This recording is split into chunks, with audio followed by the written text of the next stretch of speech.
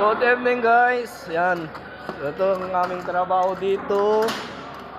Naglalagay si Suris ng grouting pipe. Kasama niya si Lolo Nor. Yan po guys. Ito po yung mga matitinik na bata natin dito. Hindi matigas ang ulo. Laging sumusunod.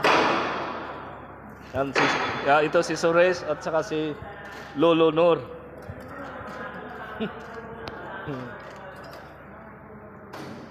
Yan yung mga tauhan natin dito, mga bata natin na masisipag.